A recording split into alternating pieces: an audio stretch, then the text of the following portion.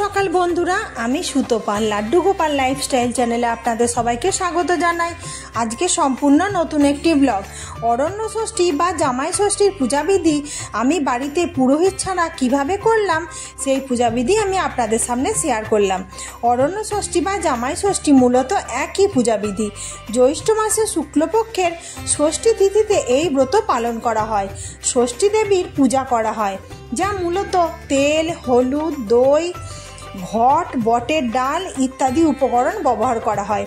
সারা দিন উপবাস রেখে ব্রতী জামাই ষষ্ঠীতে জামাই নিমন্ত্রণ করে আপ্যায়ন করেন এবং শাশুড়ি জামাইয়ের কপালে ষষ্ঠীর ফোঁটা দেন। জামাই ষষ্ঠী পূজা বাংলা সাংস্কৃতিক এক চিরন্তন ঐতিহ্য, যেখানে শাশুড়ি মায়ের স্নেহ, আদর আর আশীর্বাদে ভরে ওঠে জামাইয়ের দিন। জামাই ষষ্ঠী শুধুই একটি পূজা নয়, এটি শাশুড়ি জামাইয়ের সম্পর্কের একটা মধুর বন্ধন, শুভকামনা আর পারিবারিক মিলনের এক বিশেষ আয়োজন। এই পূজার নিয়ম কানুন, আচার অনুষ্ঠান যে যার নিজের মতো। আমি আমাদের বাড়ির নিয়ম অনুযায়ী আমি এই পূজা করলাম। আপনাদের বাড়িতে যার যেরকম নিয়ম আছে সে সেইভাবে পূজা করতে পারেন এবং জামাই বরণ করতে পারেন।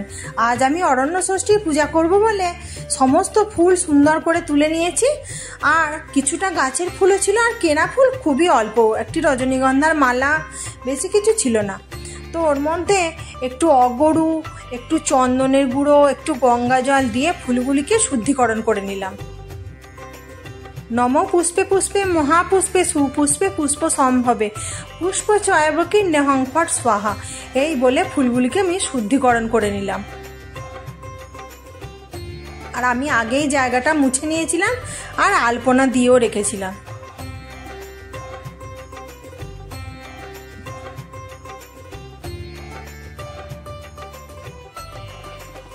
এরপর পূজায় বসার আগে নিজেকে আচমন করে নিতে হয়। নম বিষ্ণু, নম বিষ্ণু, নম বিষ্ণু। প্রথম বিষ্ণু স্মরণ করে নিলাম, আবার হাতে গঙ্গা জল দিয়ে হাতকে ধুয়ে হাত জোর করে নম অপবিত্র পবিত্র বা সর্বাবস্থাঙ্গত বিবাহ যচ্ছরৎ পুণ্ডরিকাক্ষং সবাহ্য অভ্যন্তর সূচি, নম সূচি, নম সূচি, নম সূচি। আর মা ষষ্ঠী দেবীর উদ্দেশ্যে আমি আজকে একটি বটের ডাল একটি ছোট্ট গামলার মধ্যে মাটি দিয়ে দিয়েছি, আর একটি ওড়নাকে আমি সুন্দর করে পরিয়ে দিয়েছি বস্ত্রস্বরূপ। আর পূজায় বসার আগে প্রথমে একটুখানি ধূপ প্রদীপ দিয়ে মায়ের একটু পূজা করে নিলাম, কারণ যে কোনো পূজায় অগ্নিদেবকে সাক্ষী করে তারপর পূজায় বসতে হয়।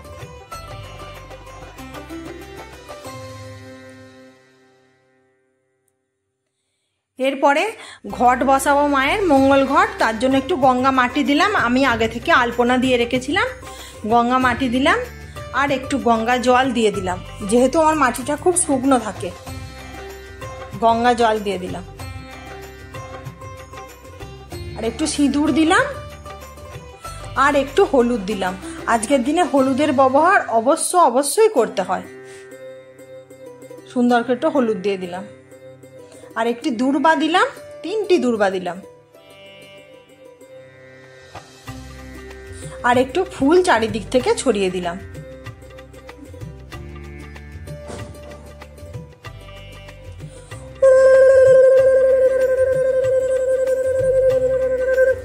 দুই হাতে করে মায়ের ঘরটি আমি বসিয়ে দিলাম।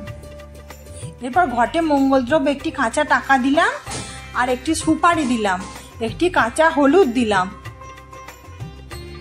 আর একটু আতপ চাল দিলাম আর একটু হলুদ দিলাম, হলুদের গুঁড়ো। যদি আপনাদের কাছে হলুদের গাঁট না থাকে তাহলে হলুদ গুঁড়ো দিলেও চলবে। আমি 2 রকমই দিলাম আর একটু দূর্বা দিলাম।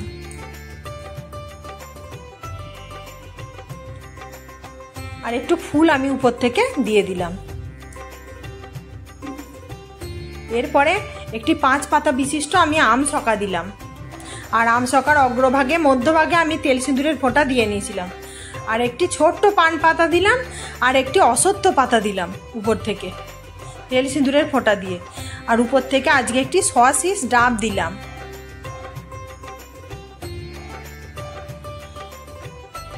আর ঘট আচ্ছাদন হিসাবে একটি হলুদ রঙের ওড়না দিলাম। আপনারা নতুন গামছাও দিতে পারেন। আর শ্রী গণেশের উদ্দেশ্যে একটি পৈতে নিবেদন করলাম। আর একটি চাঁদ মালা দিয়ে দিলাম। এইভাবেই মঙ্গল ঘট সাজাতে হয়। আর সুন্দর করে একটি মাকে মালা পরিয়ে দিলাম। ইদং পুষ্পমাল্যং শ্রী শ্রী ষষ্ঠী দেব্যই নমো নমঃ।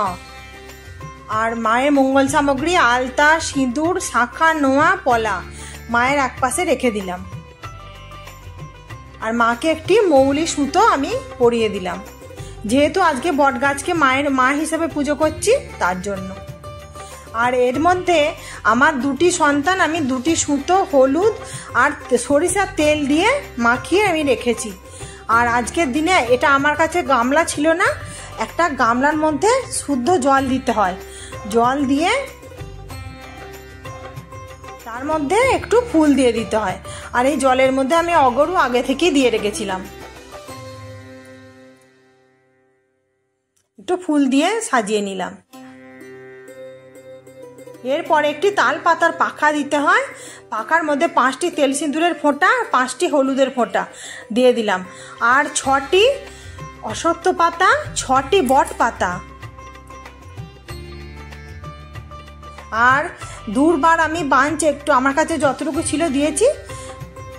আর একটি গোটা আম। আমাদের এরকমই নিয়ম আছে, আমরা এইভাবেই পূজা করি।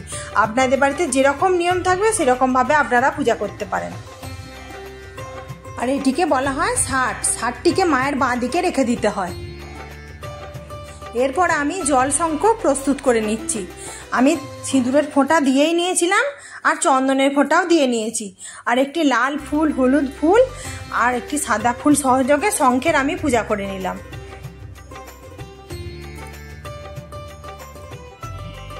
আর একটু হলুদের ফোঁটা আমি দিয়ে দিলাম শঙ্খের মধ্যে।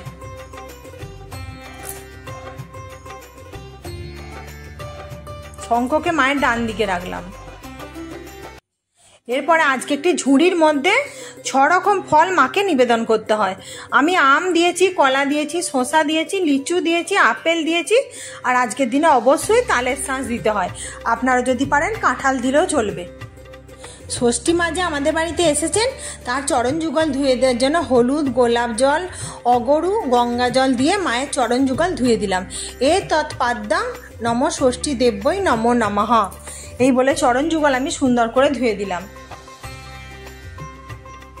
এরপরে মায়ের কাছে সেই ষষ্ঠীর যে সুতোগুলি আমার রাখা ছিল তেল হলুদ মাখিয়ে মায়ের কাছে পরিয়ে দিলাম মায়ের বটপাতার উপরে। আর পূজার পরে এই সুতোগুলি খুলে যেই সন্তান, জামাই সবার হাতে একটা করে বেঁধে দেবেন। প্রথমে গামলার জল তালপাতার পাখার মধ্যে নিয়ে ব্রতীর গায়ে 6 বার দেবেন ছিটিয়ে, আর মা ষষ্ঠী দেবীর গায়ে 6 বার। এরপর ষষ্ঠী দেবীর বাহন অর্থাৎ বিড়ালের গায়ে 6 বার। এরপর সন্তান এবং জামাতার গায়ে 6 বার এবং ভাগনার গায়ে 6 বার। এইভাবে নিয়মটি পালন করে মায়ের বাঁ দিকে এই 60 জল রেখে দিতে হবে। এরপরে মায়ের ঘটে আমি প্রথম পূজা করে নিচ্ছি। এতে গন্ধপুষ্পে শ্রী শ্রী গণেশায় নমো নমঃ। শ্রী গণেশের উদ্দেশ্যে লাল ফুল, বেলপাতা সহযোগে শ্রী গণেশের পূজাবিধি আমি প্রথমে করে নিলাম। এরপরে হাতে ফুল, বেলপাতা, দূর্বা সহযোগে এতে গন্ধপুষ্পে পঞ্চদেবতাভ্যই নমো নমঃ। এরপরে মায়ের উদ্দেশ্যে একটি লাল ফুল, বেলপাতা, দূর্বা সহযোগে এতে গন্ধপুষ্পে মাতা ষষ্ঠী দেব্যই নমো নমঃ। সুন্দর করে মায়ের পূজা করে নিলাম। এরপরে যে বট পাতাগুলি আছে তার মধ্যে আমি সুন্দর করে তেল সিঁদুরের ফোঁটা আমি দিয়ে দিলাম।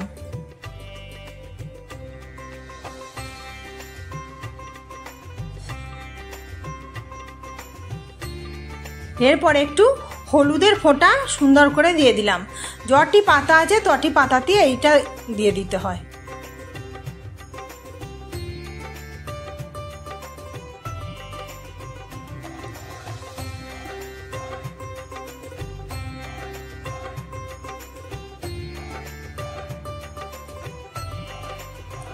এরপরে মায়ের উদ্দেশ্যে একটি ফুল আর বেলপাতা সহযোগে মায়ের একটু পূজা করে নিলাম। এতে গন্ধপুষ্পে মাতা ষষ্ঠী দেব্যই নমো নমঃ। মায়ের উদ্দেশ্যে একটি জবা ফুল দিয়ে পূজা করে নিলাম। এরপর মায়ের যে মঙ্গল সামগ্রী দিয়েছিলাম তার মধ্যে একটি ফুল দিয়ে পূজা করে নিলাম। আর এখানে যে 60 ফল আর পাতা সাজিয়েছিলাম সেখানেও একটু ফুল দিয়ে পূজা করে নিলাম।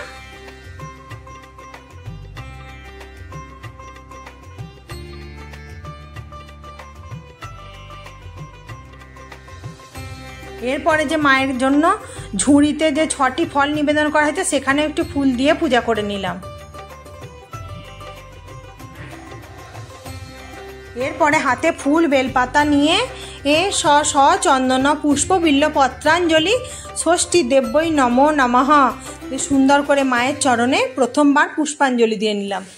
আবার হাতে ফুল বেলপাতা দুর্বা সহযোগে স চন্দন পুষ্প বিল্ল পত্রাঞ্জলি শ্রী শ্রী ষষ্ঠী দেব্যই নমো নমঃ সুন্দর করে মায়ের উদ্দেশ্যে দ্বিতীয়বার পুষ্পাঞ্জলি দিয়ে নিলাম। আবার হাতে ফুল বেলপাতা দুর্বা সহযোগে স চন্দন পুষ্প বিল্ল পত্রাঞ্জলি নম শ্রী শ্রী ষষ্ঠী দেব্যই নমো নমঃ সুন্দর করে ষষ্ঠী দেবীর উদ্দেশ্যে পুষ্পাঞ্জলি আমি দিয়ে নিলাম। এরপর হাতে ফুল দুর্বা বেলপাতা নিয়ে আমি মায়ের কাছে প্রণাম মন্ত্র পাঠ করে নিচ্ছি। জয় দেবী জগৎ মাত জগৎ নন্দকারিণী প্রসিদ্ধ মম কল্যাণী নমস্তে ষষ্ঠী দেব্যই নমঃ এই বলে মায়ের কাছে প্রণাম মন্ত্র আমি পাঠ করে নিলাম। এরপরে মায়ের কাছে একটু ভোগ নিবেদন করছি। কিছু ফল আমি বানিয়ে দিয়েছি আর একটু চিড়ে মুড়কি বাতাসা সাদা বাতাসা মায়ের কাছে আজকের দিনে নিবেদন করতে হয়। আমি একটা থালার মধ্যে মায়ের কাছে ভোগ সাজিয়ে দিয়েছি। জয় মা, আমার যেমন সামর্থ্য ছিল মা আমি দিয়েছি, তুমি তোমার মতো করে গ্রহণ করো। সকলের কল্যাণ করো মা, তার পিছনে পিছনে আমার সন্তানদেরও মঙ্গল করো। এরপর পান করার জন্য আজকে একটু ডাবের জল দিয়েছি। আজকের দিনে যত ঠান্ডা ফল হয় মায়ের কাছে নিবেদন করতে হয়। ফুল সহযোগে ফল মিষ্টি জল আমি মায়ের কাছে নিবেদন করলাম। এরপর আমি আরতি করে নিচ্ছি।